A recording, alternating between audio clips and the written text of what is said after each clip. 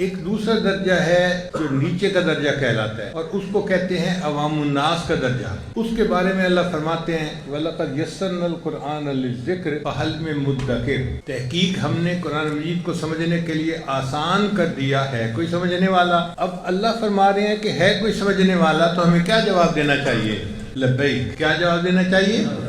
لبیک، اے اللہ میں حاضر ہوں۔ اور ہر بندے کو کوشش کرنی چاہیے کہ ہم یہ دوسرا درجہ حاصل کر لیں۔ اور دوسرا درجہ کیا ہے کہ اتنی سمجھ ہو کہ اگر کوئی قاری قرآن مجید پڑھ رہا ہے تو پتہ چلے کہ یہ بشارت کی آیت پڑھ رہا ہے یا یہ ڈرانے والی آیت پڑھ رہا ہے، جنت کا تذکرہ، جہنم کا تذکرہ، فلاں قوم کا تذکرہ، اللہ یہ چاہتے ہیں، اللہ یہ چاہتے ہیں، اللہ یہ چاہتے ہیں، مفہوم کا پتہ چلتا جائے۔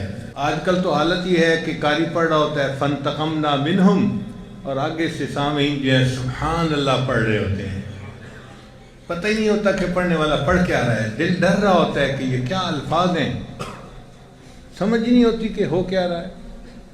تو اتنی سمجھ ہو کہ پتہ چلے کہ اللہ چاہتے کیا ہیں، موٹا موٹا اندازہ چلتا چلا جائے۔ یہ درجہ عوام الناس کا ہے، اور ہر بندے کو یہ درجہ حاصل کرنا چاہیے۔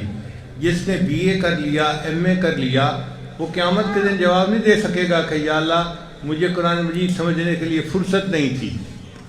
اللہ فرمائیں گے میرے بندے میں نے تجھے 50-60 سال کی زندگی دی اسی کام کے لیے تھی، تو سائنس کے پیچھے بھاگتا پھرا، پائلٹ بنا، تو انجینئر بنا، تو ڈاکٹر بنا، تو کیا کیا بنتا پھرا، تو نے سائنس پڑھی، تو کیمسٹری پڑھ سکتا تھا، فزکس پڑھ سکتا تھا، باقی مضمون پڑھ سکتا تھا، قرآن مجید نہیں پڑھ سکتا تھا جس کو میں نے سمجھنے کے لیے آسان کر دیا تھا۔ اچھا قرآن مجید سمجھنا کتنا آسان ہے اس کے بارے میں بھی سن لیجئے۔ آج کل تو قرآن مجید کمپیوٹر پہ آ چکا، تو اس کے الفاظ بھی گنے جا چکے۔ قرآن مجید کے کل الفاظ 84,300 کچھ ہیں، آپ سمجھ لیں 84,500 الفاظ ہیں، موٹی بات۔ لیکن بہت سارے الفاظ ایسے ہیں جو بار بار قرآن مجید میں آئے ہیں، ریپیٹ ہوئے ہیں، جیسے اقیم الصلاۃ 700 سے زیادہ دفعہ قرآن مجید میں آیا ہے۔ تو اقیم الصلاۃ کا ترجمہ اگر آپ ایک دفعہ یاد کر لیں تو 700 جگہ پر آپ کو ترجمے کا پتہ چل جائے گا۔ یا ایھا الذین آمنوا 88 مرتبہ آیا ہے قرآن مجید میں، آپ ایک مرتبہ ترجمہ سیکھ لیں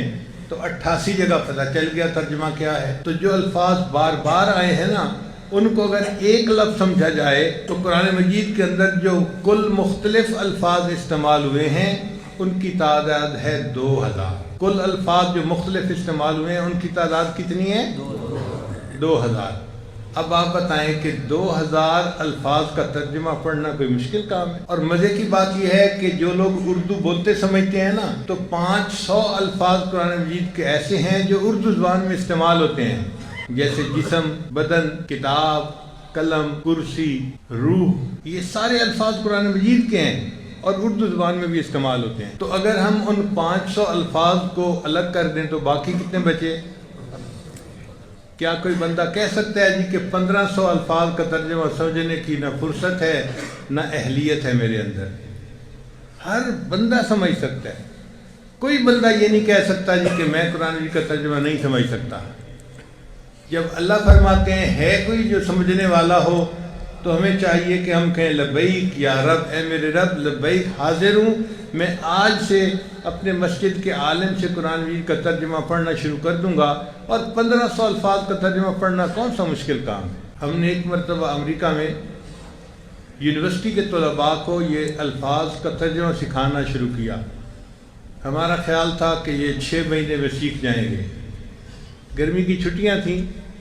اللہ کی شان دیکھیں کہ امریکہ میں پیدا ہونے والے بچے جن کو اردو بولنا نہیں آتی، پڑھنی نہیں آتی، انہوں نے بھی قرآن مجید کے تمام الفاظ کا ترجمہ 40 دن کے اندر سیکھ لیا۔